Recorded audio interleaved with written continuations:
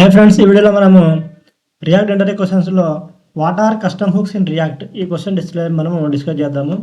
Custom hooks are a way to reuse logic in React components. They let you extract stateful logic from a component and reuse it in other components. Custom hook అంటే మనకి hooks అనేవి మనకి react ఇచ్చిన future అనమాట. కాకపోతే మనము సెల్ఫ్గా create చేసుకునే ఫంక్షన్స్ అనమాట. కస్టమ్ హుక్స్ అంటే ఒక ఫంక్షన్, హుక్ అంటేనే ఒక ఫంక్షన్ అనమాట. మనము మన యొక్క రీయూజబుల్ పర్పస్ కోసం అంటే ఒక లాజిక్ ఉంది. ఈ లాజిక్ మనకి డిఫరెంట్ కంపోనెంట్స్లో అంటే 2 కంటే ఎక్కువ కంపోనెంట్స్లో మనకి యూజ్ చేయాల్సి ఉంటుంది. అలాంటి రిక్వైర్మెంట్ ఉన్నప్పుడు మనం ఏం చేస్తామంటే ఒక ఫంక్షన్ క్రియేట్ చేస్తాము. దాన్ని హుక్స్గా మనము మార్చేసుకుంటాము. అంటే ఫంక్షనే హుక్ అనమాట. ఒక రకంగా చెప్పాలంటే ఫంక్షనే హుక్ అంటారు రియాక్ట్లో. ఒక ఫంక్షన్ రాసుకుంటాము, దాన్ని మనం ఏం చేస్తాము, ఎక్కడ కావాలంటే అక్కడ కాల్ చేసుకుంటాం అనమాట. దాన్ని కస్టమ్ హుక్ అని చెప్పేసి అంటారు.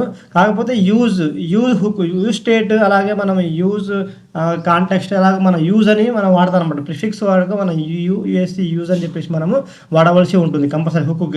అది లేకపోతే అది హుక్ లాగా పిలువబడతాం, పనిచేయదు అనమాట.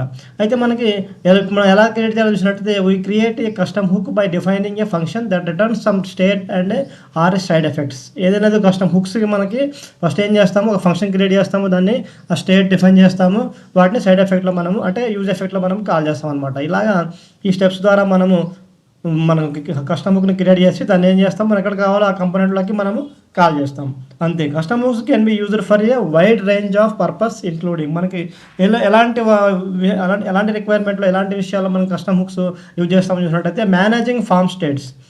ఫామ్లో మనం స్టేట్ వాడతాం కదా, దానికి మేనేజ్ చేయడం కోసం కస్టమ్ హుక్ వాడతాము.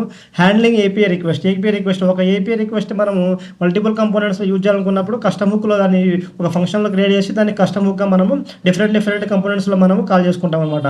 Managing local component state, local components స్టేట్స్ని క్రియేట్ చేసి వాటిని కూడా మనము కస్టమ్ హుక్గా మార్చుకోవచ్చు. ఇంప్లిమెంటింగ్ కాంప్లెక్స్ యానిమేషన్స్లో మనం కొంచెం డిఫరెంట్గా ఉన్నది, కొంచెం కాంప్లెక్స్గా ఉన్న వాటిని కూడా మనము హుక్ లాగా మార్చుకొని మనం కాల్ చేసుకోవచ్చు. ప్రొవైడింగ్ కస్టమైజబుల్ కంపోనెంట్స్, అలాగే కస్టమైజబుల్ కంపోనెంట్స్ అంటే మనకి తెలుసు, కంపోనెంట్స్లో మనము ఎక్కువ అంటే చిన్న పార్ట్స్గా విభజించి ఆ యొక్క ఏదైతే మనకు రీయూజబుల్ ఉందో దాన్ని మనం డిఫరెంట్ కంపోనెంట్స్లో మనం వాడుకోవటం. ఒక ఎగ్జాంపుల్ చూసినట్టయితే ఇక్కడ ఈ యూజ్ కౌంటర్ అని చెప్పేసి నేను ఒక ఫంక్షన్ క్రియేట్ చేశాను, అంటే హుక్ అనమాట. ఇది క్రియేట్ చేశాను.